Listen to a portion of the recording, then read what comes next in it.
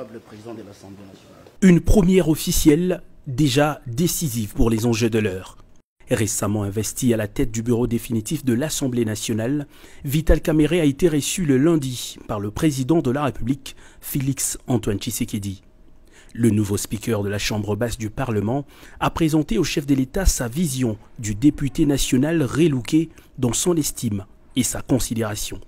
Sans surprise, la question de l'investiture du gouvernement est largement revenue au cours de leur entretien. Face à la caméra, Vital Kamerhe ne balbutie pas, le gouvernement sera bien investi avant le 12 juin prochain. Et ça sera entre le 10 et le 11, ce n'est pas un secret, parce que nous devons d'abord recevoir Madame la Première ministre avec son programme, et celui-ci sera multiplié en 500 exemplaires que je remettrai à chaque député. Et selon les règlements de l'intérieur, chaque député devra s'en imprégner pendant 48 heures. Donc je ne sais pas faire autrement. Donc Madame la Première ministre, qui nous suit à ce moment, si elle veut être investie le 10, elle va déposer le 8. Reconnaissant le mécontentement affiché par certains chefs des regroupements politiques de l'Union sacrée après la sortie du gouvernement, le président de l'Assemblée nationale en appelle à la retenue et à la priorisation de l'intérêt général. Nous devons mettre fin à ce genre de discussions qui nous dégradent parfois. Nous devons trouver des solutions à nos problèmes sans donner l'impression au peuple que nous sommes en train de nous partager un gâteau derrière son dos. Et voilà pourquoi nous allons parler avec les députés. Je viens de parler avec le président de la République.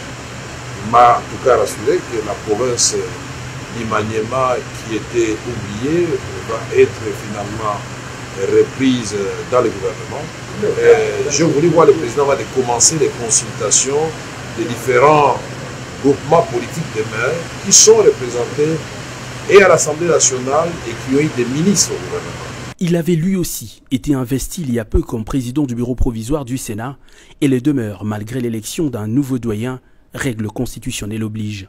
Pascal Kindwelo a, dans une démarche institutionnelle, présenté au chef de l'État Félix Antoine Tshisekedi l'évolution de la procédure devant conduire à l'élection du bureau définitif de sa Chambre. Le bureau d'âge a un timing pour préparer les bureaux définitifs.